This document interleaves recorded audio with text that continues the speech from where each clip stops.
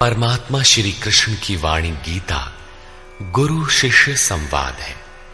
अतः अर्जुन ने स्वीकार किया कि शिष्यस्तेहं साधिमाम त्वाम प्रपन्नम।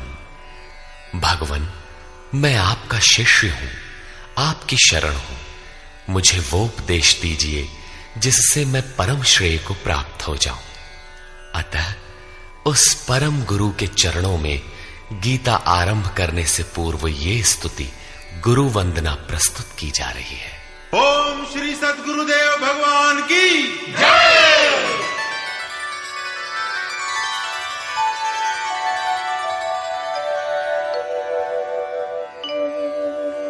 जय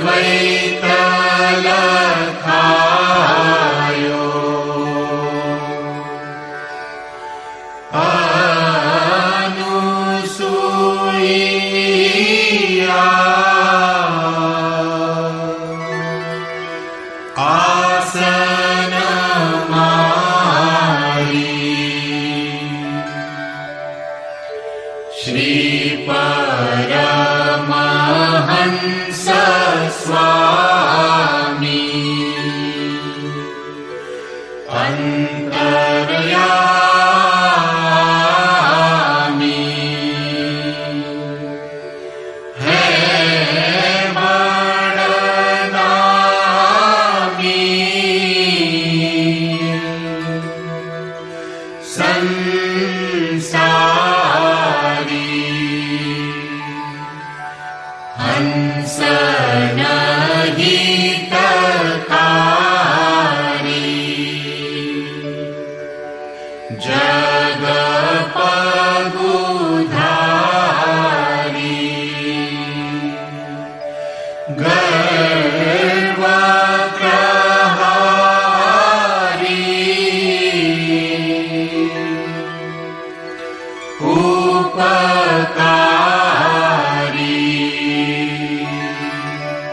सतपंथ चलायो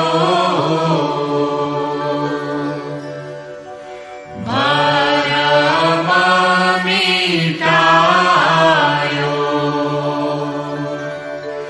रूप लखायो करतारी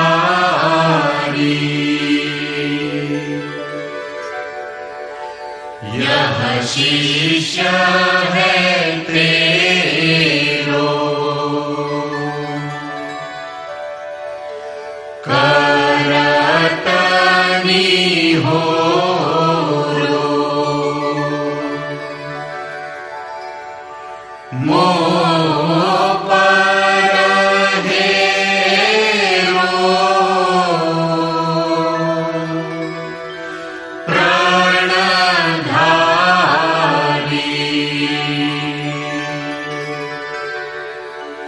जय सद्गुरुदेवं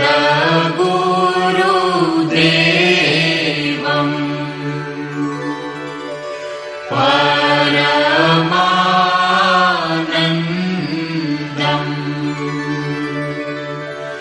अमर शरीरम्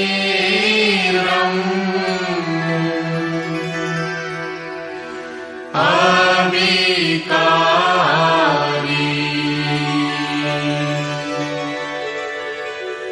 निरगुण निरमूलम्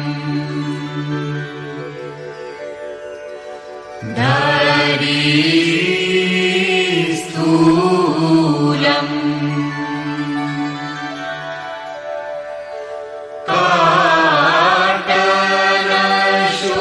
काटनशूलम् भवभारी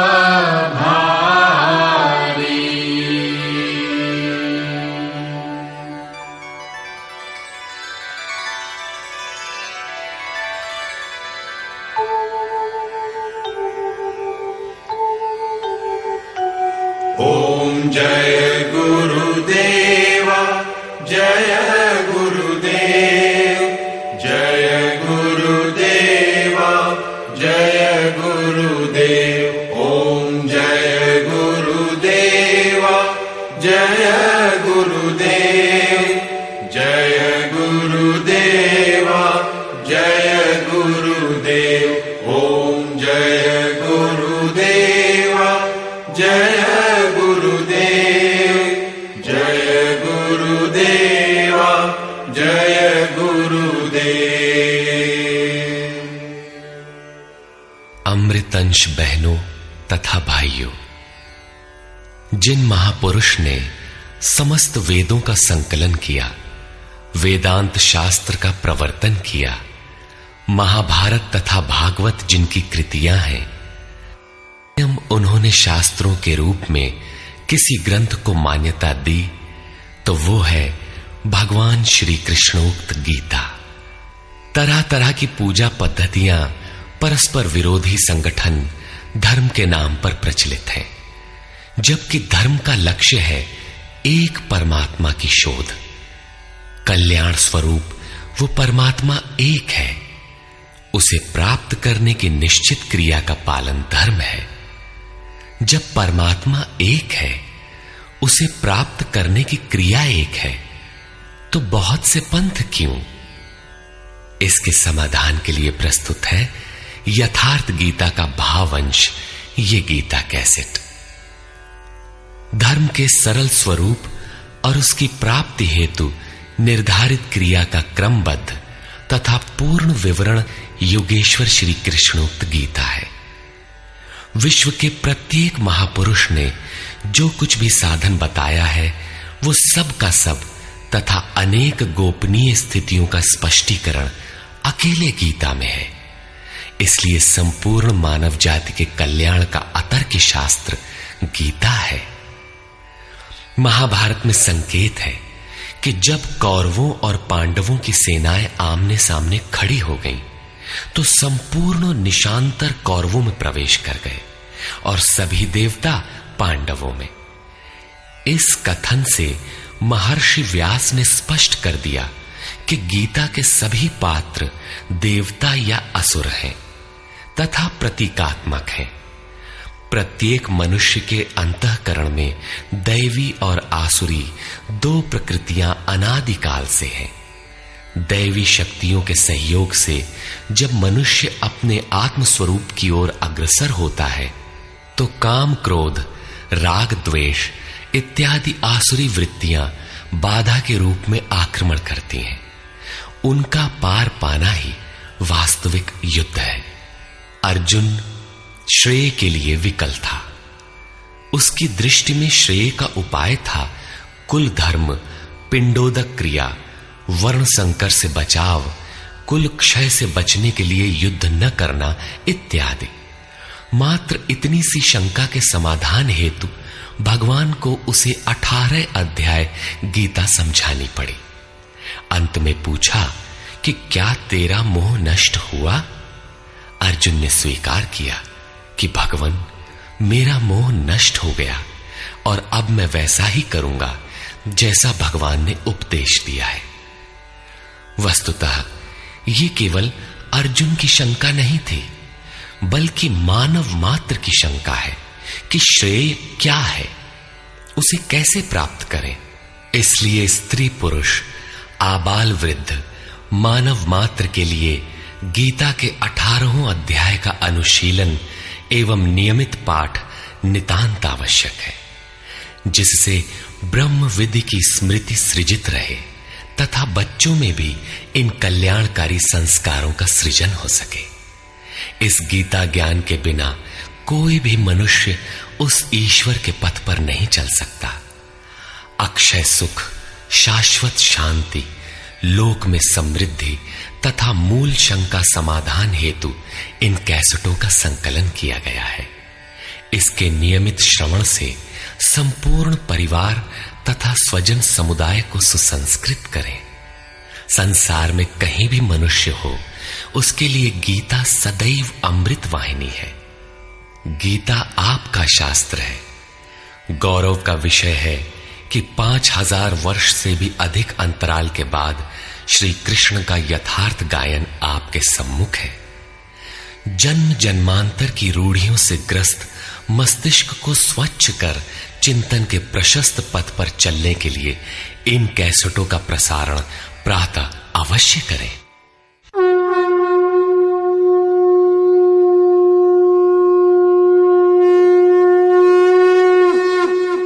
ओम श्री परमात्मने नमः। यथार्थ गीता, श्रीमद् भगवत गीता, अथ प्रथमो अध्यायः।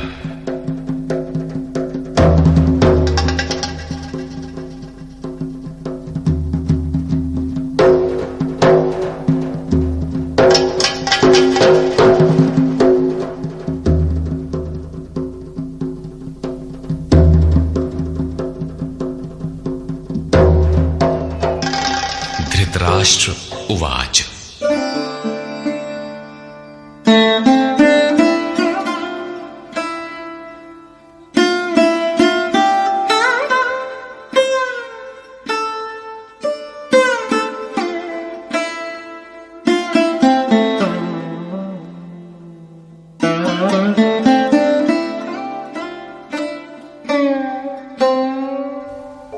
धर्मक्षेत्रे कुरुक्षेत्रे समवेता युयुत्सवः मामकाः पाण्डवाश्चैव किमकुर्वत संजय। धृतराष्ट्र ने पूछा, हे संजय, धर्म क्षेत्र कुरुक्षेत्र में एकत्र युद्ध की इच्छा वाले मेरे और पांडु के पुत्रों ने क्या किया? अज्ञान रूपी धृतराष्ट्र और संयम रूपी संजय। अज्ञान मन के अंतराल में रहता है अज्ञान से आवृत मन धृतराष्ट्र जन्मांध है, किंतु संयम रूपी संजय के माध्यम से यह देखता है, सुनता है। वो समझता है कि परमात्मा ही सत्य है। फिर भी जब तक इससे उत्पन्न मोह रूपी दुर्योधन जीवित है, इसकी दृष्टि सदैव कौरवों पर रहती है, विकारों पर ही रहती है। धर्म एक क्षेत्र है। जब हृदय देश में दैवी संपत्ति का बाहुल्य होता है तो यह शरीर धर्म क्षेत्र बन जाता है, और जब इसमें आसुरी संपत्ति का बाहुल्य होता है तो यह शरीर कुरुक्षेत्र बन जाता है। कुरु अर्थात करो। यह शब्द आदेशात्मक है। भगवान श्री कृष्ण कहते हैं, प्रकृति से उत्पन्न तीनों गुणों द्वारा परवश होकर मनुष्य कर्म करता है। वो क्षण मात्र भी कर्म किए बिना नहीं रह सकता, गुण उससे करा लेते हैं। तीनों गुण मनुष्य को देवता से कीट पर्यंत शरीरों में ही बांधते हैं। जब तक प्रकृति और प्रकृति से उत्पन्न गुण जीवित हैं, तब तक कुरु लगा रहेगा। अतः जन्म मृत्यु वाला क्षेत्र, विकारों वाला क्षेत्र कुरुक्षेत्र है, और परम धर्म परमात्मा में प्रवेश दिलाने वाली पुण्यमयी प्रवृत्तियों का क्षेत्र धर्म क्षेत्र है। पुरातत्वविद पंजाब में काशी प्रयाग के मध्य तथा अनेकानेक स्थलों पर कुरुक्षेत्र की शोध में लगे हैं, किंतु गीताकार ने स्वयं बताया है कि जिस क्षेत्र में यह युद्ध हुआ वो कहां है। इदम शरीरम कौन्तेय क्षेत्र मित्य भिधीयते। अर्जुन, ये शरीर ही क्षेत्र है, और जो इसको जानता है, इसका पार पा लेता है, वो क्षेत्रज्ञ है। आगे इन्होंने क्षेत्र का विस्तार बताया, जिसमें 10 इंद्रियां, मन, बुद्धि, अहंकार, 5 विकार और 3 गुणों का वर्णन है। शरीर ही क्षेत्र है, एक अखाड़ा है। इसमें लड़ने वाली प्रवृत्तियां 2 हैं, दैवी संपद और आसुरी संपद। पांडु की संतान और धृतराष्ट्र की संतान सजातीय और विजातीय प्रवृत्तियां। अनुभवी महापुरुष की शरण जाने पर इन दोनों प्रवृत्तियों में संघर्ष का सूत्रपात होता है। यह क्षेत्र क्षेत्रज्ञ का संघर्ष है, और यही वास्तविक युद्ध है। विश्व युद्धों से इतिहास भरा पड़ा है, किंतु उनमें जीतने वालों को भी शाश्वत विजय नहीं मिलती। ये तो आपसी बदले हैं। प्रकृति का सर्वथा शमन करके प्रकृति से परे की सत्ता का दिग्दर्शन करना और उसमें प्रवेश पाना ही वास्तविक विजय है। यही एक ऐसी विजय है जिसके पीछे हार नहीं है। यही मुक्ति है जिसके पीछे जन्म मृत्यु का बंधन नहीं है। इस प्रकार अज्ञान से आच्छादित प्रत्येक मन संयम के द्वारा जानता है कि क्षेत्र क्षेत्रज्ञ के युद्ध में क्या हुआ। अब जैसा जिसके संयम का उत्थान है, वैसे वैसे उसे दृष्टि आती जाएगी। संजय उवाच। दृष्ट्वा तु पाण्डवानीकं व्यूढं दुर्योधनस्तदा आचार्यमुपसंगम्य राजा वचनमब्रवीत्।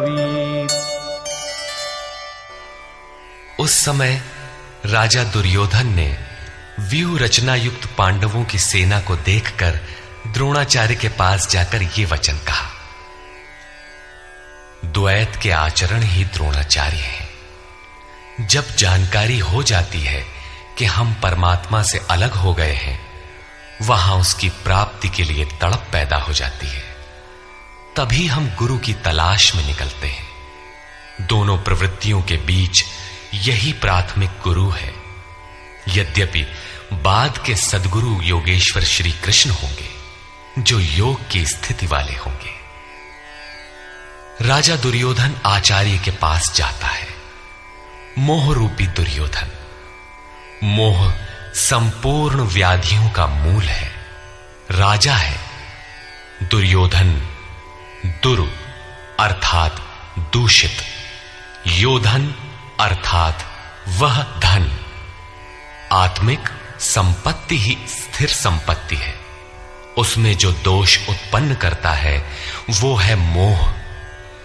ये प्रकृति की ओर खींचता है और वास्तविक जानकारी के लिए प्रेरणा भी प्रदान करता है। मोह है तभी तक पूछने का प्रश्न भी है, अन्यथा सभी पूर्ण ही हैं।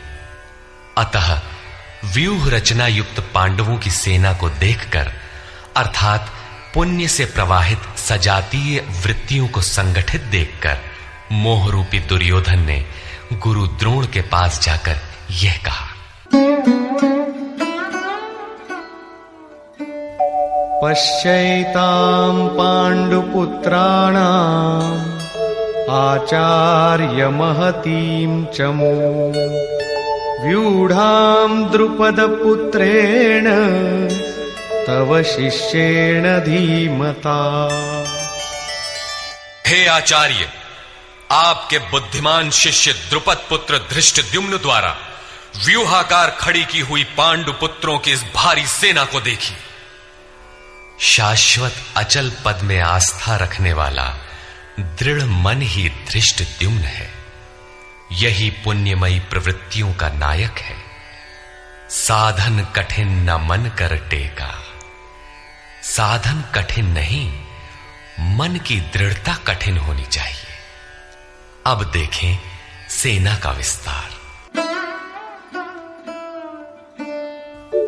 अत्र शूरा महेश्वासा भीमार्जुन समायुधि युयुधानो विराटश्च द्रुपदश्च महारथः। इस सेना में महेश्वासा, महान ईश में वास दिलाने वाले भाव रूपी भीम, अनुराग रूपी अर्जुन के समान बहुत से शूरवीर, जैसे सात्विकता रूपी सात्यकी, विराटः सर्वत्र ईश्वरी प्रवाह की धारणा, महारथी राजा द्रुपद अर्थात अचल स्थिति, तथा धृष्टकेतुश्चेकितानः काशीराजश्च वीर्यवान् पुरुजित् कुन्तिभोजश्च शैब्यश्च नरपुंगवः।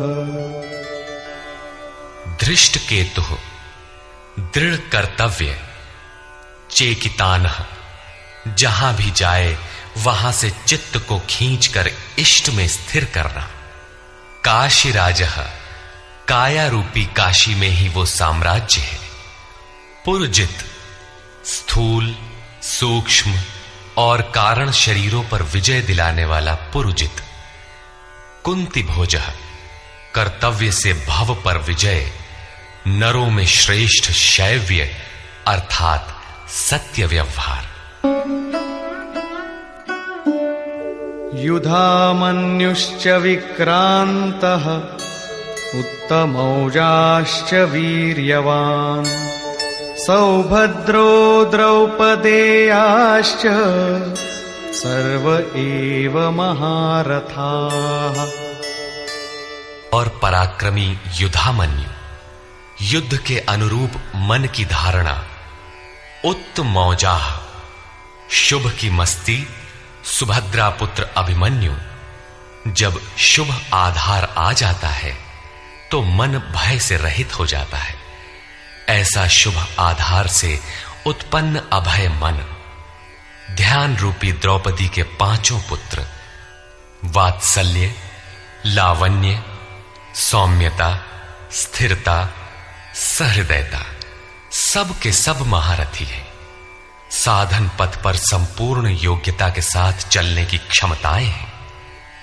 इस प्रकार दुर्योधन ने पांडव पक्ष के 15-20 नाम गिनाए, जो दैवी संपद के महत्वपूर्ण अंग हैं। विजातीय प्रवृत्ति का राजा होते हुए भी मोह ही सजातीय प्रवृत्तियों को समझने के लिए बाध्य करता है। दुर्योधन अपना पक्ष संक्षेप में कहता है, यदि कोई बाह्य युद्ध होता तो अपनी फौज बढ़ा चढ़ा कर गिनाता, विकार कम गिनाए गए, क्योंकि उन पर विजय पाना है, वे नाशवान हैं। केवल 5-7 विकार बताए गए जिनके अंतराल में संपूर्ण बहिर्मुखी प्रवृत्ति विद्यमान है, जैसे अस्माकं तु विशिष्टाये तान्निबोध द्विजोत्तम नायका मम सैन्यस्य संज्ञार्थं तान् ब्रवीमि ते। द्विजोत्तम, हमारे पक्ष में जो जो प्रधान हैं उन्हें भी आप समझ लें। आपको जानने के लिए मेरी सेना के जो नायक हैं उनको कहता हूं। बाह्य युद्ध में सेनापति के लिए द्विजोत्तम संबोधन असामयिक है। वस्तुतः गीता अंतःकरण की 2 प्रवृत्तियों का संघर्ष है, जिसमें द्वैत का आचरण ही द्रोण है। जब तक हम लेश मात्र भी आराध्य से अलग हैं, तब तक प्रकृति विद्यमान है, द्वैत बना है। इस द्वि पर जय पाने की प्रेरणा प्रथम गुरु द्रोणाचार्य से मिलती है। अधूरी शिक्षा ही पूर्ण जानकारी के लिए प्रेरणा प्रदान करती है। वो पूजा स्थली नहीं, वहां शौर्य सूचक संबोधन होना चाहिए। विजातीय प्रवृत्ति के नायक कौन कौन हैं?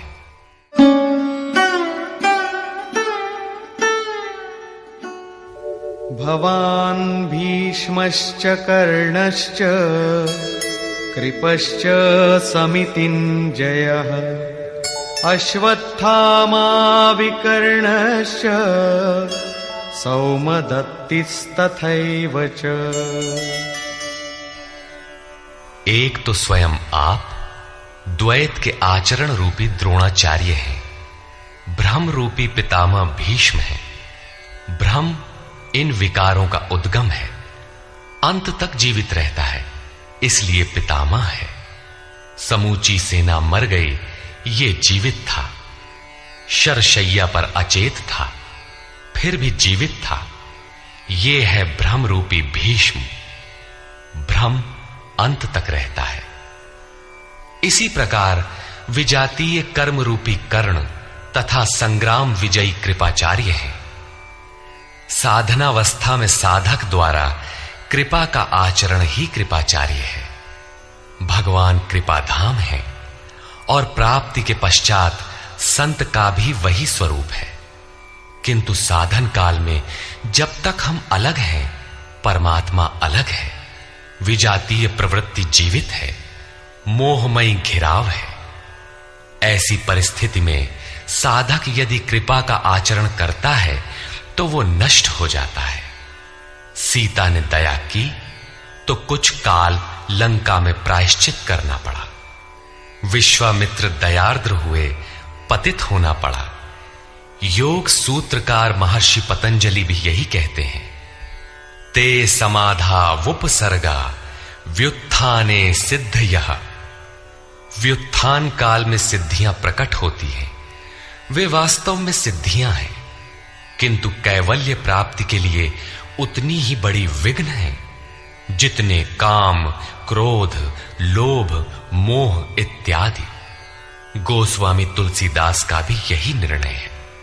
माया अनेक विघ्न करती है, रिद्धियां प्रदान करती है, यहां तक कि सिद्ध बना देती है।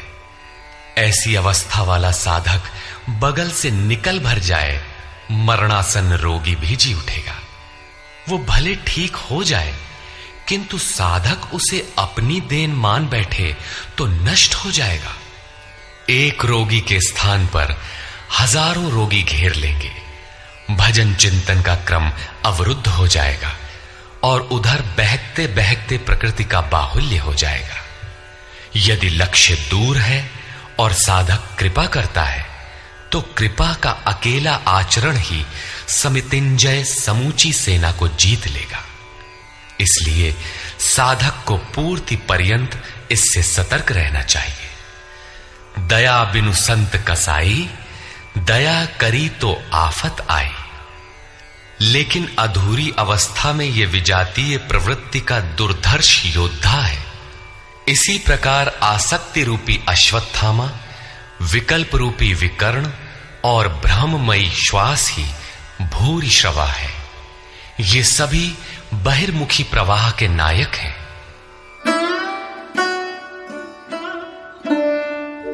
अन्ये च बहवः शूराः मदर्थे त्यक्तजीविताः नानाशस्त्रः प्रहरणाः सर्वे युद्धविशारदाः।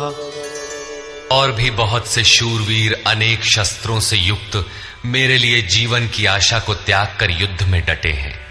सभी मेरे लिए प्राण त्यागने वाले हैं, किंतु उनकी कोई ठोस गणना नहीं है। अब कौन सी सेना किन भावों द्वारा सुरक्षित है? इस पर कहते हैं, अपर्याप्तं तदस्माकं बलं भीष्माभिरक्षितम् पर्याप्तं त्विदमेतेषां बलं भीमाभिरक्षितम्। भीष्म द्वारा रक्षित हमारी सेना सब प्रकार से अजेय है और भीम द्वारा रक्षित इन लोगों की सेना जीतने में सुगम है। पर्याप्त और अपर्याप्त जैसे श्लिष्ट शब्द का प्रयोग दुर्योधन की आशंका को व्यक्त करता है। अतः देखना है कि भीष्म कौन सी सत्ता है जिस पर कौरव निर्भर करते हैं, तथा भीम कौन सी सत्ता है जिस पर दैवी संपद संपूर्ण पांडव निर्भर है। दुर्योधन अपनी व्यवस्था देता है कि अयनेषु च सर्वेषु यथा भागमवस्थिताः भीष्ममेवाभिरक्षन्तु भवन्तः सर्व एव हि। इसलिए सब मोर्चों पर अपनी अपनी जगह स्थित रहते हुए आप लोग सब के सब भीष्म की ही सब ओर से रक्षा करें। यदि भीष्म है तो हम अजेय हैं, इसलिए आप पांडवों से न लड़कर केवल भीष्म की ही रक्षा करें। कैसा योद्धा है भीष्म, जो स्वयं अपनी रक्षा नहीं कर पा रहा है, कौरवों को उसकी रक्षा व्यवस्था करनी पड़ रही है। यह कोई बाह्य योद्धा नहीं, ब्रह्म ही भीष्म है। जब तक ब्रह्म जीवित है तब तक विजातीय प्रवृत्तियां कौरव अजेय हैं। अजेय का यह अर्थ नहीं कि जिसे जीता ही ना जा सके, बल्कि अजेय का अर्थ दुर्जय है, जिसे कठिनाई से जीता जा सकता हो। महा अजय संसार रिपु जीत सकई सो वीर। यदि भ्रम समाप्त हो जाए तो अविद्या अस्तित्वहीन हो जाए। मोह इत्यादि जो आंशिक रूप से बचे भी हैं, शीघ्र ही समाप्त हो जाएंगे। भीष्म की इच्छा मृत्यु थी, इच्छा ही भ्रम है। इच्छा का अंत और भ्रम का मिटना एक ही बात है।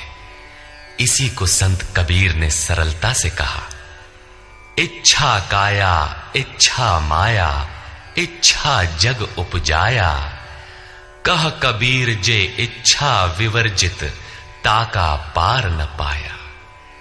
जहां भ्रम नहीं होता वो अपार और अव्यक्त है। इस शरीर के जन्म का कारण इच्छा है, इच्छा ही माया है और इच्छा ही जगत की उत्पत्ति का कारण है। सो कामयत तदैक्षत बहुश्याम प्रजायेय इति। कबीर कहते हैं, जो इच्छाओं से सर्वथा रहित हैं, तिनका पार न पाया। वे अपार अनंत असीम तत्व में प्रवेश पा जाते हैं। यो कामो निष्काम आप्त काम आत्म कामो न तस्य प्राणा उत्क्रामंति ब्रह्म व सन ब्रह्माप्येति। जो कामनाओं से रहित आत्मा में स्थिर आत्म स्वरूप है, उसका कभी पतन नहीं होता। वो ब्रह्म के साथ एक हो जाता है। आरंभ में इच्छाएं अनंत होती हैं और अंततो गत्वा परमात्म प्राप्ति की इच्छा शेष रहती है। जब ये इच्छा भी पूरी हो जाती है, तब इच्छा भी मिट जाती है। यदि उससे भी बड़ी कोई वस्तु होती तो आप उसकी इच्छा अवश्य करते। जब उससे आगे कोई वस्तु है ही नहीं, तो इच्छा किसकी होगी? जब प्राप्त होने योग्य कोई वस्तु अप्राप्त न रह जाए, तो इच्छा भी समूल नष्ट हो जाती है और इच्छा के मिटते ही ब्रह्म का सर्वथा अंत हो जाता है। यही भीष्म की इच्छा मृत्यु है। भीम द्वारा रक्षित इन लोगों की सेना जीतने में सुगम है। भाव रूपी भीम, भावे विद्यते देवः। भाव में वो क्षमता है कि अविदित परमात्मा भी विदित हो जाता है। भाववस्य भगवान सुख निधान करुणा अयन। श्री कृष्ण ने इसे श्रद्धा कहकर संबोधित किया है। भाव में वो क्षमता है कि भगवान को भी वश में कर लेता है। भाव से ही संपूर्ण पुण्यमयी प्रवृत्ति का विकास है। ये पुण्य का संरक्षक है तो इतना बलवान कि परम देव परमात्मा को संभव बनाता है, किंतु साथ ही इतना कोमल भी है कि आज भाव है तो कल अभाव में बदलते देर नहीं लगती। इष्ट में लेश मात्र भी त्रुटि प्रतीत होने पर भाव डगमगा जाता है।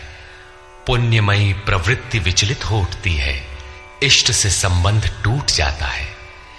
इसलिए भीम द्वारा रक्षित इन लोगों की सेना जीतने में सुगम है। महर्षि पतंजलि का भी यही निर्णय है।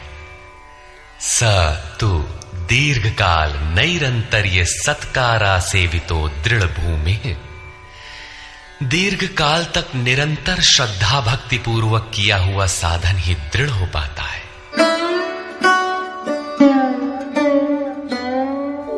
तस्य संजनयन् हर्षं कुरु वृद्धः पितामहः। सिंहनादं विनद्योच्चैः शंखं दध्मौ प्रतापवान्। इस प्रकार अपने बलाबल का निर्णय लेकर शंख ध्वनि हुई। शंख ध्वनि पात्रों के पराक्रम की घोषणा है कि जीतने पर कौन सा पात्र आपको क्या देगा।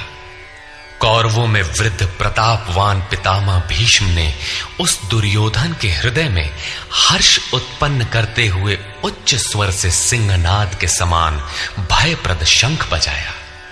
सिंह प्रकृति से भयावह पहलू का प्रतीक है।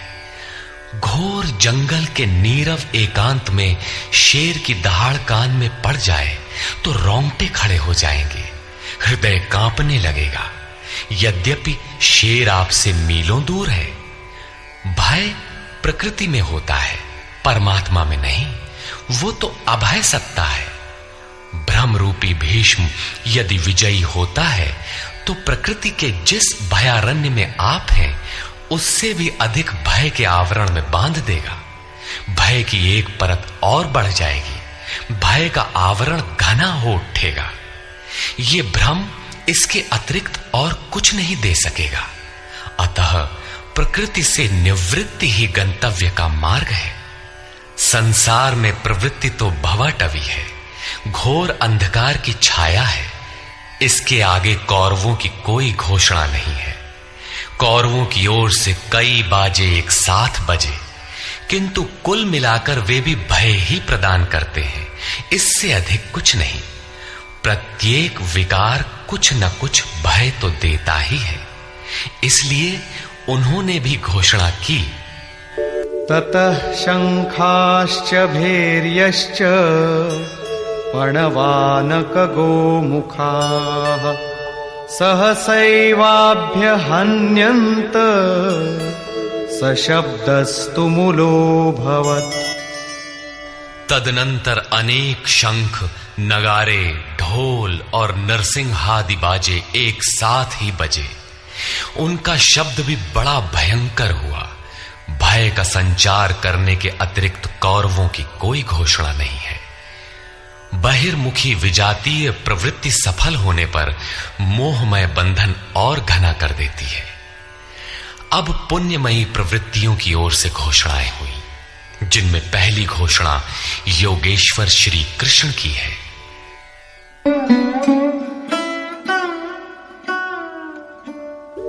ततः श्वेतैर्हयैर्युक्ते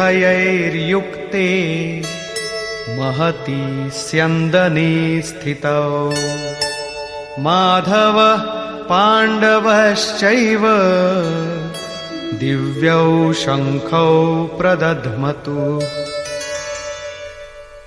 इसके उपरांत श्वेत घोड़ों से युक्त, जिनमें लेश मात्र कालिमा दोष नहीं है, श्वेत सात्विक निर्मलता का प्रतीक है। महति स्यन्दने, महान रथ पर बैठे हुए योगेश्वर श्री कृष्ण और अर्जुन ने भी अलौकिक शंख बजाए। अलौकिक का अर्थ है लोकों से परे। मृत्युलोक, देवलोक, ब्रह्मलोक, जहां तक जन्म मरण का भय है, उन समस्त लोकों से परे पारलौकिक, पारमार्थिक स्थिति प्रदान करने की घोषणा योगेश्वर श्री कृष्ण की है। सोने चांदी काठ का रथ नहीं, रथ अलौकिक, शंख अलौकिक, अतः घोषणा भी अलौकिक ही है। लोकों से परे एकमात्र ब्रह्म है, सीधा उससे संपर्क स्थापित कराने की घोषणा है। पांचजन्यं ऋषिकेशो देवदत्तं धनञ्जयः पौंड्रं दध्मौ महाशंखं भीमकर्मावृकोदरः।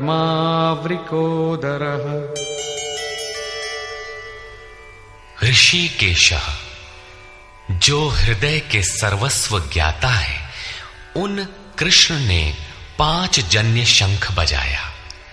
पांचों ज्ञानेंद्रियों को पंच तन्मात्राओं शब्द, स्पर्श, रूप, रस, गंध के रसों से समेटकर अपने जन भक्त की श्रेणी में ढालने की घोषणा की।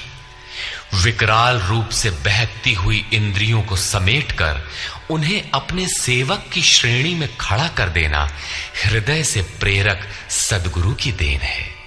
श्री कृष्ण एक योगेश्वर सद्गुरु थे। शिष्यस्तेहम्, भगवन मैं आपका शिष्य हूं।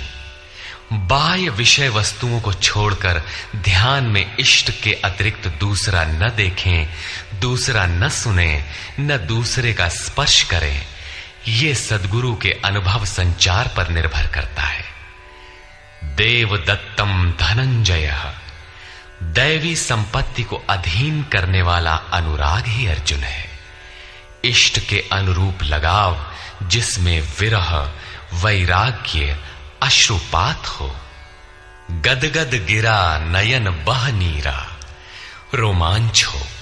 इष्ट के अतिरिक्त अन्य विषय वस्तु का लेश मात्र टकराव न होने पाए, उसी को अनुराग कहते हैं। यदि ये सफल होता है तो परम देव परमात्मा में प्रवेश दिलाने वाली दैवी संपद पर आधिपत्य प्राप्त कर लेता है। इसी का दूसरा नाम धनंजय भी है। एक धन तो बाहरी संपत्ति है, जिससे शरीर निर्वाह की व्यवस्था होती है। आत्मा से इसका कोई संबंध नहीं है। इससे परे स्थिर आत्मिक संपत्ति ही निज संपत्ति है। बृहदारण्य कोपनिषद में याज्ञवल्क्य ने मैत्रेयी को यही समझाया कि धन से संपन्न पृथ्वी के स्वामित्व से भी अमृतत्व की प्राप्ति नहीं हो सकती। उसका उपाय आत्मिक संपत्ति है। भयानक कर्म वाले भीमसेन ने पौंड्र अर्थात प्रीति नामक महाशंख बजाया। भाव का उद्गम और निवास स्थान हृदय है, इसलिए इसका नाम वृकोदर है। आपका भाव लगाव बच्चे में होता है, किंतु वस्तुतः वो लगाव आपके हृदय में है, जो बच्चे में जाकर मूर्त होता है। ये भाव अथाह और महान बलशाली है। उसने प्रीति नामक महाशंख बजाया। भाव में ही वो प्रीति निहित है, इसीलिए भीम ने पौंड्र प्रीति नामक महाशंख बजाया। भाव महान बलवान है, किंतु प्रीति संचार के माध्यम से। हरि व्यापक सर्वत्र समाना, प्रेम ते प्रकट हो ही मैं जाना। अनंत विजयम राजा कुंती पुत्रो युधिष्ठिरः नकुलः सहदेवश्च सुघोषमणिपुष्पकौ। कुंती पुत्र राजा युधिष्ठिर ने अनंत विजय नामक शंख बजाया। कर्तव्य रूपी कुंती और धर्म रूपी युधिष्ठिर। धर्म पर स्थिरता रहेगी तो अनंत विजयम, अनंत परमात्मा में स्थिति दिलाएगा। युद्धे स्थिरः सह युधिष्ठिरः। प्रकृति पुरुष क्षेत्र क्षेत्रज्ञ के संघर्ष में स्थिर रहता है, महान दुख से भी विचलित नहीं होता। तो एक दिन जो अनंत है, जिसका अंत नहीं है, वो है परम तत्व परमात्मा, उस पर विजय दिला देता है। नियम रूपी नकुल ने सुघोष नामक शंख बजाया। ज्यों ज्यों नियम उन्नत होगा, अशुभ का शमन होता जाएगा, शुभ घोषित होता जाएगा। सत्संग रूपी सहदेव ने मणिपुष्पक शंख बजाया। मनीषियों ने प्रत्येक श्वास को बहुमूल्य मणि की संज्ञा दी है। हीरा जैसी श्वासा बातों में बीती जाए। एक सत्संग तो वो है जो आप सत्पुरुषों की वाणी से सुनते हैं, किंतु यथार्थ सत्संग आंतरिक है। श्री कृष्ण के अनुसार आत्मा ही सत्य है, सनातन है। चित्त सब ओर से सिमटकर आत्मा की संगत करने लगे, यही वास्तविक सत्संग है। ये सत्संग चिंतन, ध्यान और समाधि के अभ्यास से संपन्न होता है। ज्यों ज्यों सत्य के सान्निध्य में सुरत टिकती जाएगी, त्यों त्यों एक एक श्वास पर नियंत्रण मिलता जाएगा। मन सहित इंद्रियों का निरोध होता जाएगा। जिस दिन सर्वथा निरोध होगा, वस्तु प्राप्त हो जाएगी। वाद्य यंत्रों की तरह चित्त का आत्मा के स्वर में स्वर मिलाकर संगत करना ही सत्संग है।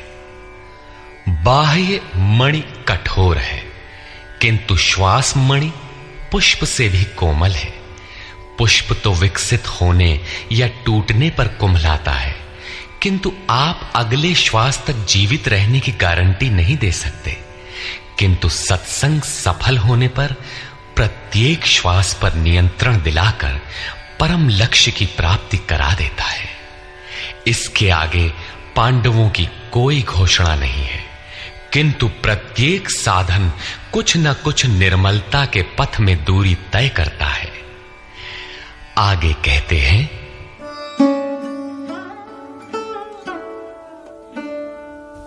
काश्यश्च परमेश्वासः शिखण्डी च महारथः धृष्टद्युम्नो विराटश्च सात्यकिश्चापराजितः। काया रूपी काशी। पुरुष जब सब ओर से मन सहित इंद्रियों को समेटकर काया में ही केंद्रित करता है, तो परमेश्वासः परम ईश में वास का अधिकारी हो जाता है। परम ईश में वास दिलाने में सक्षम काया ही काशी है। काया में ही परम ईश का निवास है। परमेश्वास का अर्थ श्रेष्ठ धनुष वाला नहीं, बल्कि परम धन ईश धन वास है। शिखा सूत्र का त्याग ही शिखंडी है। आजकल लोग सिर के बाल कटा लेते हैं और सूत्र के नाम पर गले की जनेऊ हटा लेते हैं, अग्नि जलाना छोड़ देते हैं। हो गया सन्यास उनका। नहीं, वस्तुतः शिखा लक्ष्य का प्रतीक है जिसे आपको पाना है, और सूत्र है संस्कारों का। जब तक आगे परमात्मा को पाना शेष है, पीछे संस्कारों का सूत्रपात लगा हुआ है, तब तक त्याग कैसा, सन्यास कैसा? अभी तो चलने वाले पथिक हैं। जब प्राप्तव्य प्राप्त हो जाए, पीछे लगे हुए संस्कारों की डोर कट जाए, ऐसी अवस्था में ब्रह्म सर्वथा शांत हो जाता है। इसलिए शिखंडी ही ब्रह्म रूपी भीष्म का विनाश करता है। शिखंडी चिंतन पथ की विशिष्ट योग्यता है, महारथी है। धृष्टद्युम्न दृढ़ और अचल मन तथा विराटः सर्वत्र विराट ईश्वर का प्रसार देखने की क्षमता इत्यादि दैवी संपद के प्रमुख गुण हैं। सात्विकता ही सात्य की है। सत्य के चिंतन की प्रवृत्ति अर्थात सात्विकता यदि बनी है तो कभी गिरावट नहीं आने पाएगी, इस संघर्ष में पराजित नहीं होने देगी। द्रुपदो द्रौपदेयाश्च सर्वशः पृथिवीपते सौभद्रश्च महाबाहुः शंखान् दद्मुः पृथक् पृथक्। अचल पददायक द्रुपद और ध्यान रूपी द्रौपदी के पांचों पुत्र सहृदयता, वात्सल्य, लावण्य, सौम्यता इत्यादि साधन में महान सहायक महारथी हैं तथा बड़ी भुजा वाला अभिमन्यु, इन सब ने पृथक पृथक शंख बजाए। भुजा कार्यक्षेत्र का प्रतीक है। जब मन भय से रहित हो जाता है तो उसकी पहुंच दूर तक हो जाती है। हे राजन, इन सब ने अलग अलग शंख बजाए, कुछ न कुछ दूरी सभी तय कराते हैं। इनका पालन आवश्यक है, इसलिए इनके नाम गिनाए। इसके अतिरिक्त कुछ दूरी ऐसी भी है जो मन बुद्धि से परे है। भगवान स्वयं ही अंतःकरण में विराज कर तय कराते हैं। इधर दृष्टि बनकर आत्मा से खड़े हो जाते हैं और सामने स्वयं खड़ा होकर अपना परिचय करा लेते हैं। सघोषोधार्तराष्ट्राणाम् हृदयानि व्यदारयत् नभश्च पृथिवीं चैव तुमुलो व्यनुनादयन्। उस घोर शब्द ने आकाश और पृथ्वी को भी शब्दायमान करते हुए धृतराष्ट्र पुत्रों के हृदय विदीर्ण कर दिए। सेना तो पांडवों की ओर भी थी, किंतु हृदय विदीर्ण हुए धृतराष्ट्र पुत्रों के। वस्तुतः पांचजन्य दैवी शक्ति पर आधिपत्य, अनंत पर विजय, अशुभ का शमन और शुभ की घोषणा धारावाही होने लगे तो कुरुक्षेत्र आसुरी संपद, बहिर्मुखी प्रवृत्तियों का हृदय विदीर्ण हो जाएगा। उनका बल शनैः शनैः क्षीण होने लगता है। सर्वथा सफलता मिलने पर मोहमयी प्रवृत्तियां सर्वथा शांत हो जाती हैं।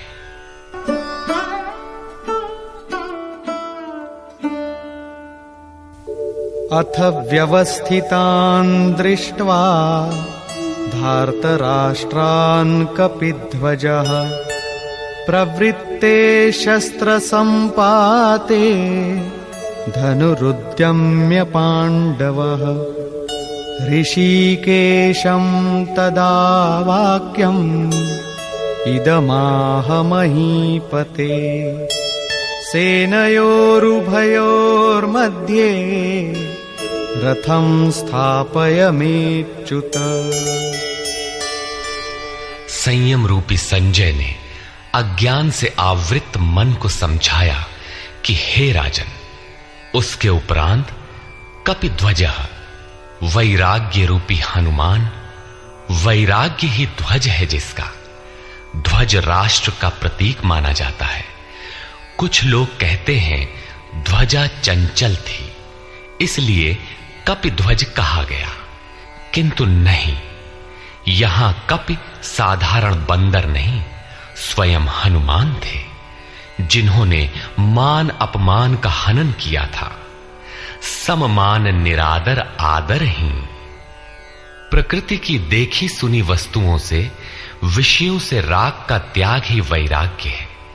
अतः वैराग्य ही जिसकी ध्वजा है, उस अर्जुन ने व्यवस्थित रूप से धृतराष्ट्र पुत्रों को खड़े देखकर शस्त्र चलने की तैयारी के समय धनुष उठाकर ऋषिकेशम, जो हृदय के सर्वस्व ज्ञाता है, उन योगेश्वर श्री कृष्ण से ये वचन कहा, हे अच्युत, जो कभी च्युत नहीं होता, मेरे रथ को दोनों सेनाओं के बीच खड़ा करिए। यहां सारथी को दिया गया आदेश नहीं, इष्ट सदगुरु से की गई प्रार्थना है, किस लिए खड़ा करें?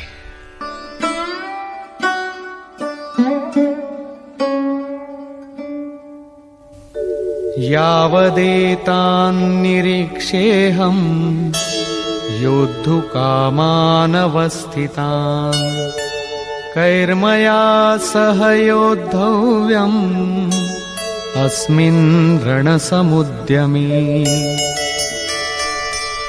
जब तक मैं इन स्थित हुए युद्ध की कामना वालों को अच्छी प्रकार देख न लूं कि इस युद्ध के उद्योग में मुझे किन किन के साथ युद्ध करना योग्य है, इस युद्ध व्यापार में मुझे किन किन के साथ युद्ध करना है।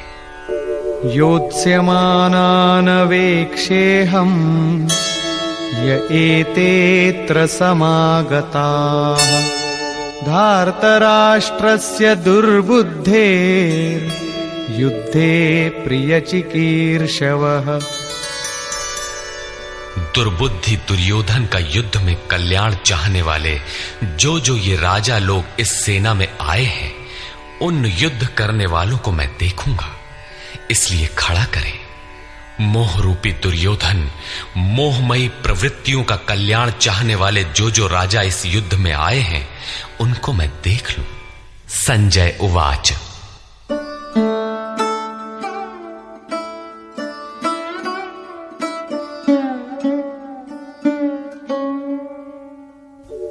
एवमुक्तो ऋषिकेशो गुडाकेशेन भारत सेनयोरुभयोर्मध्ये स्थापयित्वा रथोत्तमम् भीष्मद्रोणप्रमुखतः सर्वेषां च महीक्षिताम् उवाच पार्थ पश्यैतान् समवेतान् कुरुनीति। संजय बोला, निद्राजयी अर्जुन द्वारा इस प्रकार कहे जाने पर हृदय के ज्ञाता श्री कृष्ण ने दोनों सेनाओं के बीच भीष्म, द्रोण और महीक्षिताम शरीर रूपी पृथ्वी पर अधिकार जमाए हुए संपूर्ण राजाओं के बीच उत्तम रथ को खड़ा करके कहा कि पार्थ, इन इकट्ठे हुए कौरवों को देख, यहां उत्तम रथ सोने चांदी का रथ नहीं है।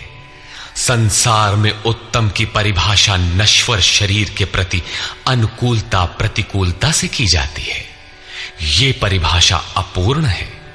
जो हमारे आत्मा, हमारे स्वरूप का सदैव साथ दे, वही उत्तम है, जिसके पीछे अनुत्तम मलिनता न हो। तत्रापश्यत् स्थितान् पार्थः पितॄनथ पितामहान् आचार्यान् मातुलान् भ्रातॄन् पुत्रान् पौत्रान् सखींस्तथा श्वशुरान् सुहृदश्चैव सेनयोरुभयोरपि। इसके उपरांत अचूक लक्ष्य वाले पार्थिव शरीर को रथ बनाने वाले पार्थ ने उन दोनों सेनाओं में स्थित पिता के भाइयों को, पितामहों को, आचार्यों को, मामाओं को, भाइयों को, पुत्रों को, पौत्रों को, मित्रों को, श्वसुरों को और सुहृदों को देखा। दोनों सेनाओं में अर्जुन को केवल अपना परिवार, मामा का परिवार, ससुराल का परिवार, सुहृद और गुरुजन दिखाई पड़े।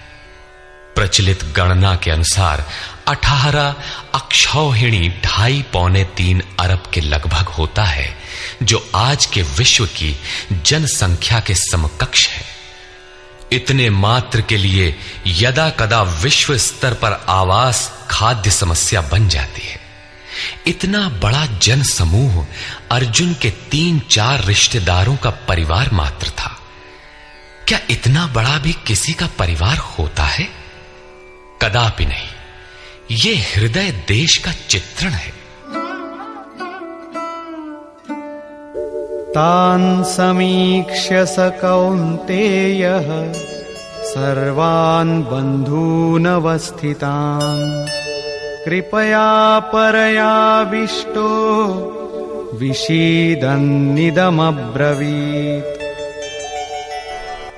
इस प्रकार खड़े हुए उन संपूर्ण बंधुओं को देखकर अत्यंत करुणा से आवृत वो कुंती पुत्र अर्जुन शोक करता हुआ बोला।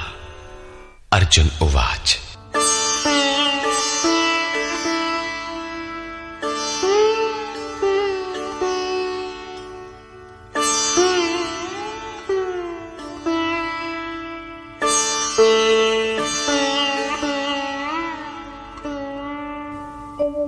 दृष्ट्वेमं स्वजनं कृष्ण युयुत्सुं समुपस्थितम् सीदन्ति मम गात्राणि मुखं च परिशुष्यति वेपथुश्च शरीरे मे रोमहर्षश्च जायते।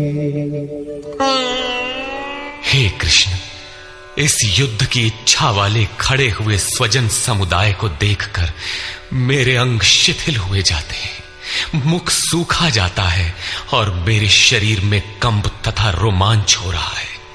इतना ही नहीं, गांडीवं स्रंसते हस्तात् त्वक्चैव परिदह्यते न च शक्नोम्यवस्थातुं भ्रमतीव च मे मनः। हाथ से गांडीव गिरता है, त्वचा भी जल रही है। अर्जुन को ज्वर सा हो आया, संतप्त हो उठा कि ये कैसा युद्ध है जिसमें स्वजन ही खड़े हैं। अर्जुन को भ्रम हो गया। वो कहता है, अब मैं खड़ा रह पाने में भी अपने को असमर्थ पा रहा हूं। अब आगे देखने की सामर्थ्य नहीं है।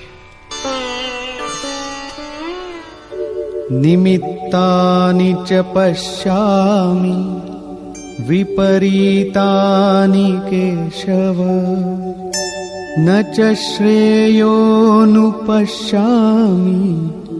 हत्वा स्वजनमाहवे। हे केशव, इस युद्ध का लक्षण भी विपरीत ही देखता हूं। युद्ध में अपने कुल को मारकर परम कल्याण भी नहीं देखता हूं। कुल को मारने से कल्याण कैसे होगा?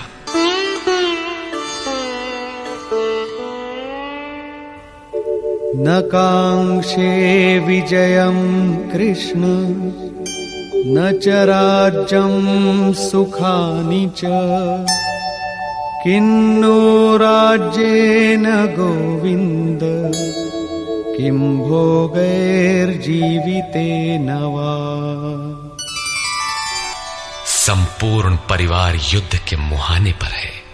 इन्हें युद्ध में मारकर विजय से मिलने वाला राज्य और राज्य से मिलने वाला सुख अर्जुन को नहीं चाहिए।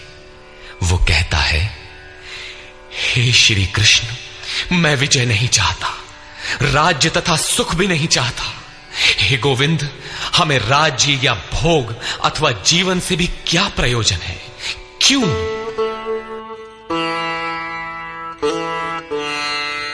येषामर्थे काङ्क्षितं नो राज्यं भोगाः सुखानि च तैमेव स्थिता युद्धे प्राणांस् त्यक्त्वा धनानि च।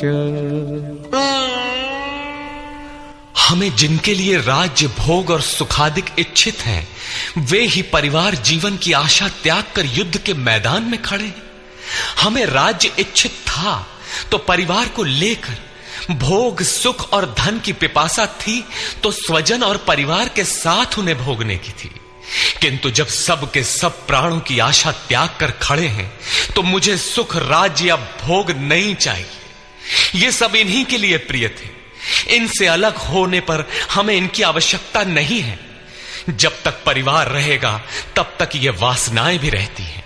झोपड़ी में रहने वाला भी अपने परिवार, मित्र और स्वजन को मारकर विश्व का साम्राज्य स्वीकार नहीं करेगा। अर्जुन यही कहता है कि हमें भोग प्रिय थे, विजय प्रिय थी, किंतु जिनके लिए थी जब वे ही नहीं रहेंगे तो भोगों से क्या प्रयोजन। इस युद्ध में मारना किसे है।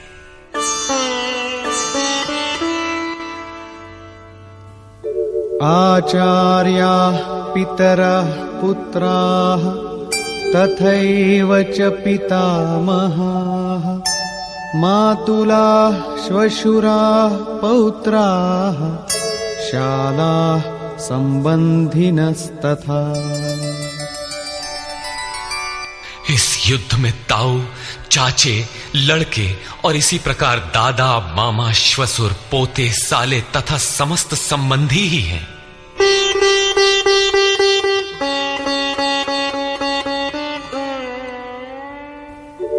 एतान्न हन्तुमिच्छामि घ्नतोऽपि मधुसूदन अपि त्रैलोक्यराज्यस्य हेतो किन्नु मही कृते।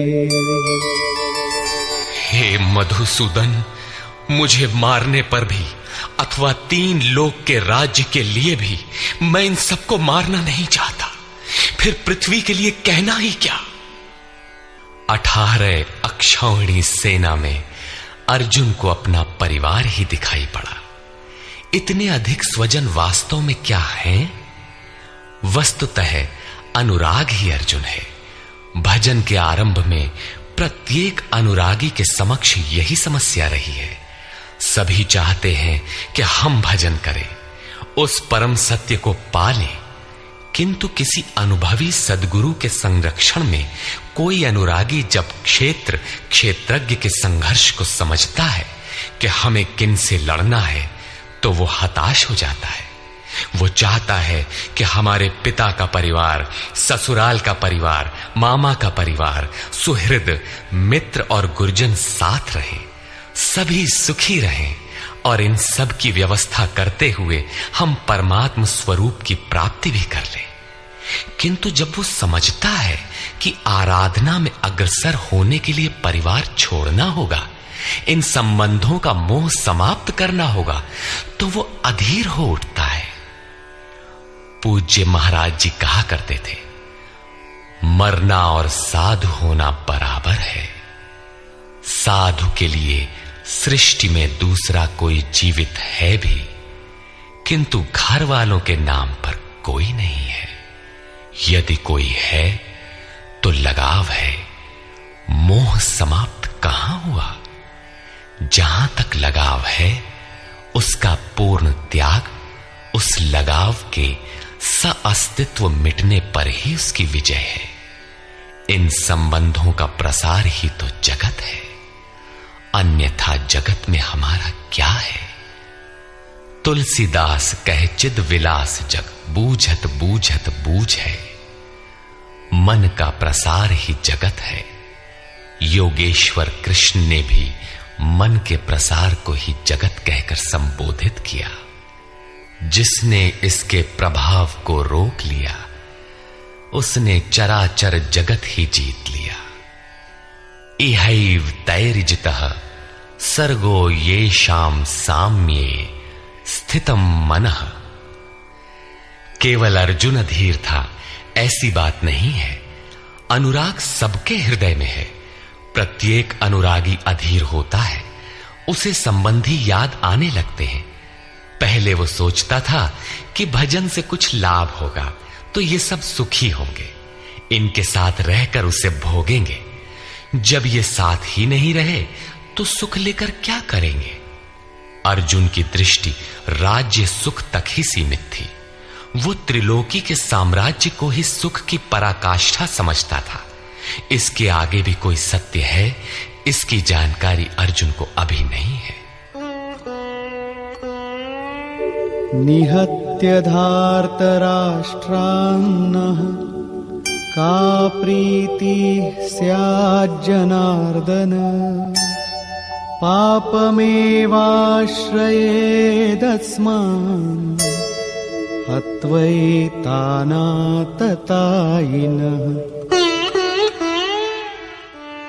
हे जनार्दन, धृतराष्ट्र के पुत्रों को मारकर भी हमें क्या प्रसन्नता होगी। जहां धृतराष्ट्र अर्थात धृष्टता का राष्ट्र है, उससे उत्पन्न मोह रूपी दुर्योधन इत्यादि को मारकर भी हमें क्या प्रसन्नता होगी। इन आतताइयों को मारकर हमें पाप ही तो लगेगा। जो जीवन यापन के तुच्छ लाभ के लिए अनीति अपनाता है वो आतताई कहलाता है, किंतु वस्तुतः इससे भी बड़ा आतताई वो है जो आत्मा के पथ में अवरोध उत्पन्न करता है। आत्मदर्शन में बाधक काम, क्रोध, लोभ, मोह आदि का समूह ही आतताई है। तस्मान्नार्हा वयं हन्तुं धार्तराष्ट्रान् स्वबान्धवान् स्वजनं हि कथं हत्वा सुखिनः स्याम माधव। इससे हे माधव, अपने बांधव धृतराष्ट्र के पुत्रों को मारने के लिए हम योग्य नहीं हैं। स्वबांधव कैसे? वे तो शत्रु थे ना। वस्तुतः शरीर के रिश्ते अज्ञान से उत्पन्न होते हैं।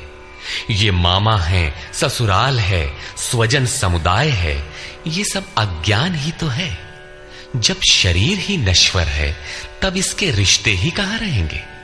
मोह है तभी तक सुहृद है, हमारा परिवार है, हमारी दुनिया है। मोह नहीं तो कुछ भी नहीं। इसीलिए वे शत्रु भी अर्जुन को स्वजन दिखाई पड़े। वो कहता है कि अपने कुटुंब को मारकर हम कैसे सुखी होंगे। यदि अज्ञान और मोह न रहे तो कुटुंब का अस्तित्व न हो। यह अज्ञान ज्ञान का प्रेरक भी है। भर्तृहरि, तुलसी इत्यादि अनेक महानुभावों को वैराग्य की प्रेरणा पत्नी से मिली, तो कोई सौतेली मां के व्यवहार से खिन्न होकर वैराग्य पथ पर अग्रसर हुआ दिखाई देता है।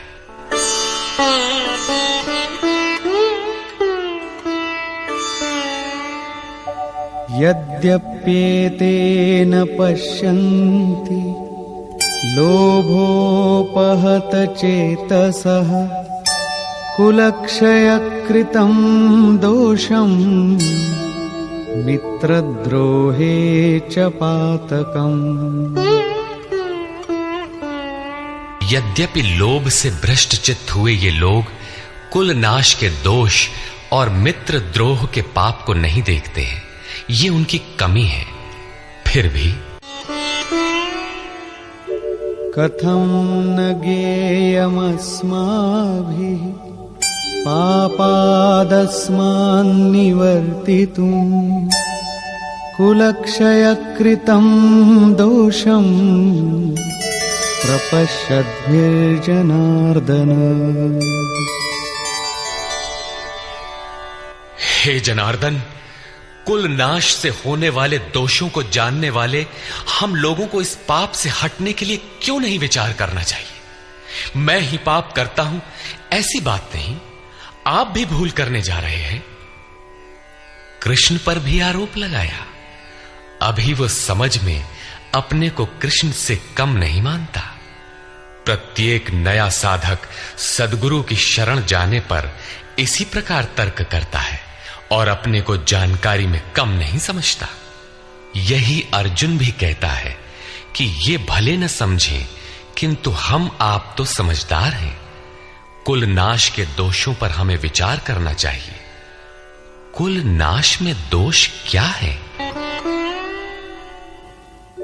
कुलक्षये प्रणश्यन्ति कुलधर्माः सनातनाः धर्मे नष्टे कुलं कृत्स्नम् अधर्मोऽभिभवत्युत। कुल के नाश होने से सनातन कुल धर्म नष्ट हो जाते हैं। अर्जुन कुल धर्म कुलाचार को ही सनातन धर्म समझ रहा था। धर्म के नाश होने पर संपूर्ण कुल को पाप भी बहुत दबा लेता है। अधर्माभिभवात् कृष्ण प्रदुष्यन्ति कुलस्त्रियः स्त्रीषु दुष्टासु वार्ष्णेय जायते वर्णसंकरः। हे कृष्ण, पाप के अधिक बढ़ जाने से कुल की स्त्रियां दूषित हो जाती हैं। हे वार्ष्णेय, स्त्रियों के दूषित होने पर वर्ण संकर उत्पन्न होता है। अर्जुन की मान्यता थी कि कुल की स्त्रियों के दूषित होने से वर्ण संकर होता है, किंतु श्री कृष्ण ने इसका खंडन करते हुए आगे बताया कि मैं अथवा स्वरूप में स्थित महापुरुष यदि आराधना क्रम में भ्रम उत्पन्न कर दे तब वर्ण संकर होता है। वर्ण संकर के दोषों पर अर्जुन प्रकाश डालता है।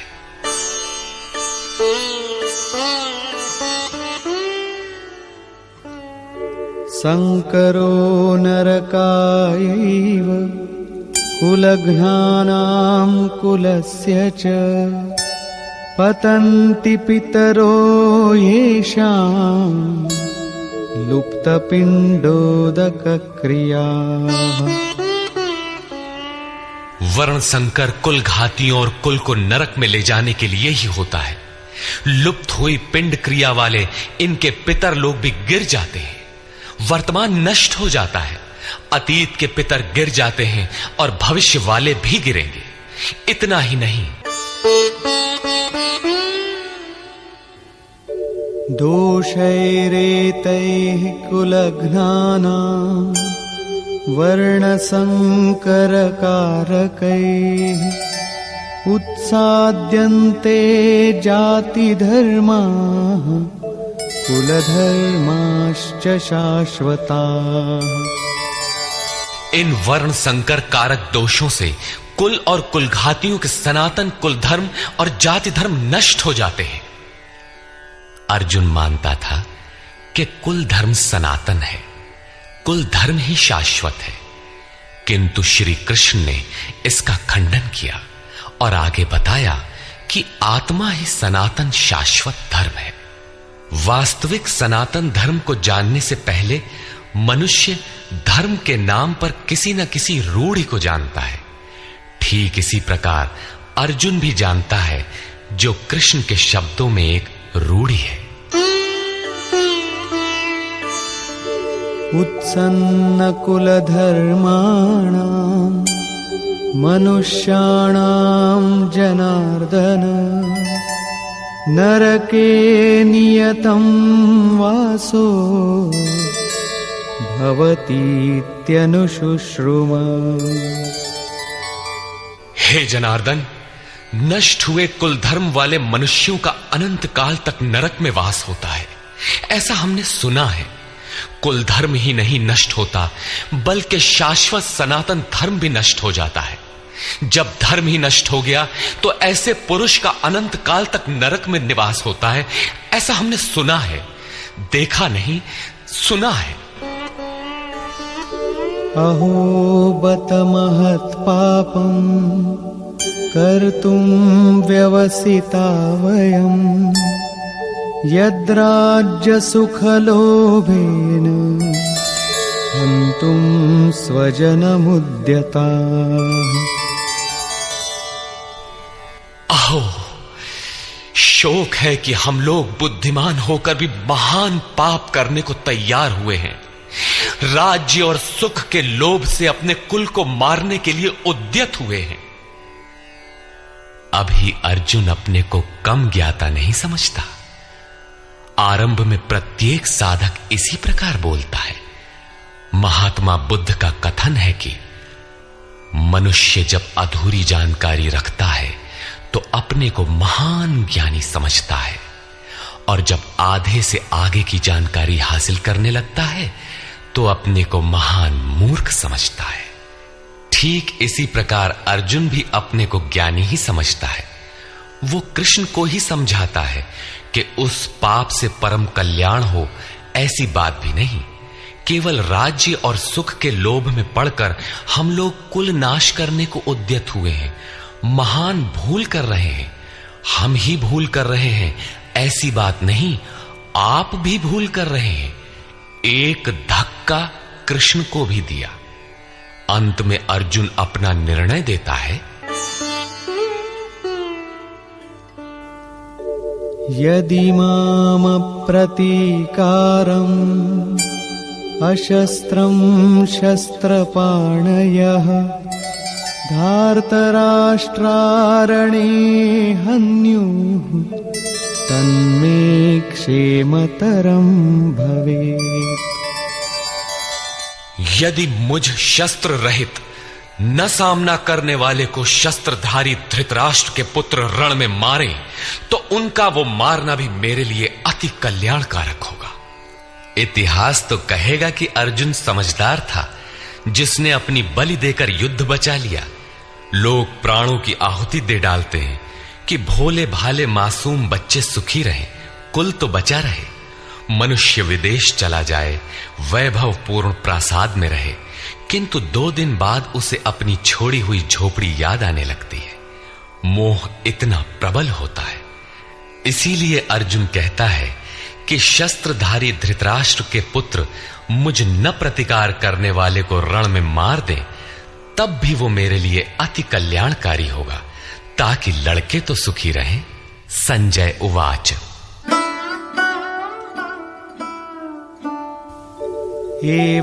एवमुक्त्वार्जुनः संख्ये रथोपस्थ उपाविशत् विसृज्य सशरं चापं शोकसंविघ्नमानसः।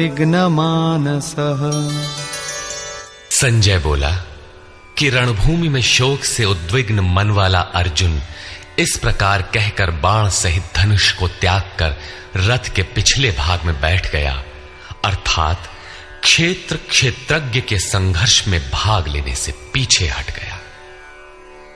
निष्कर्ष, गीता क्षेत्र क्षेत्रज्ञ के युद्ध का निरूपण है। यह ईश्वरीय विभूतियों से संपन्न भगवत स्वरूप को दिखाने वाला गायन है। यह गायन जिस क्षेत्र में होता है वह युद्ध क्षेत्र शरीर है, जिसमें 2 प्रवृत्तियां हैं, धर्म क्षेत्र और कुरुक्षेत्र। उन सेनाओं का स्वरूप और उनके बल का आधार बताया। शंख ध्वनि से उनके पराक्रम की जानकारी मिली।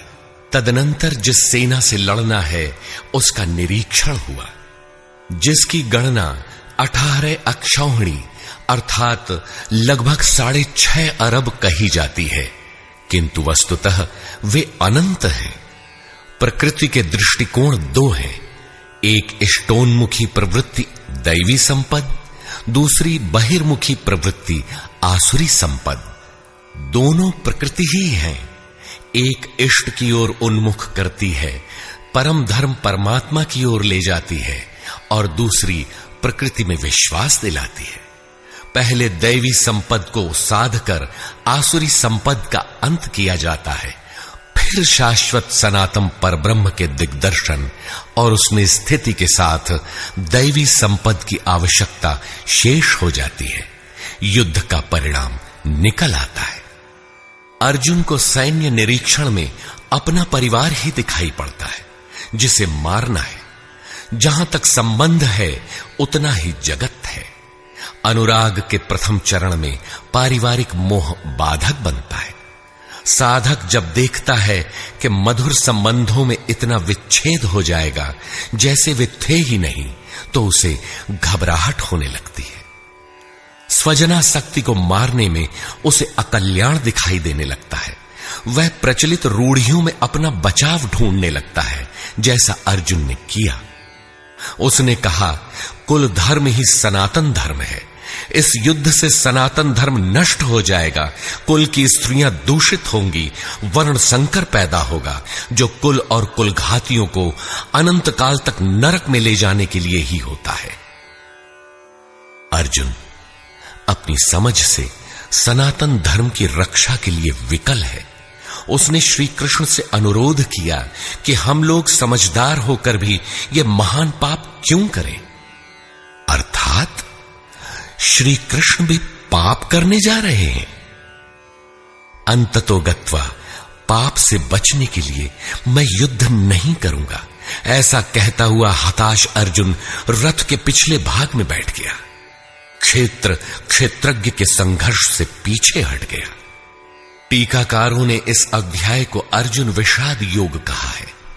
अर्जुन अनुराग का प्रतीक है।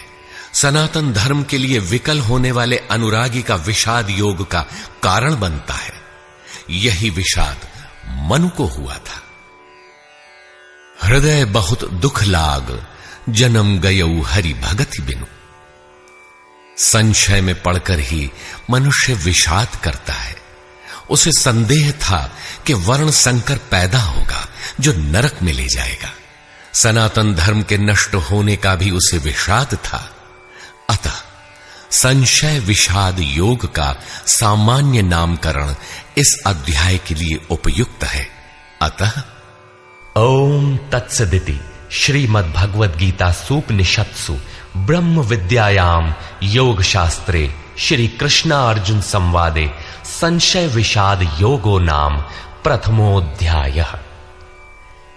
इस प्रकार स्वामी अड़गड़ानंद कृत श्रीमद् भगवद गीता के भाष्य यथार्थ गीता का प्रथम अध्याय पूर्ण होता है।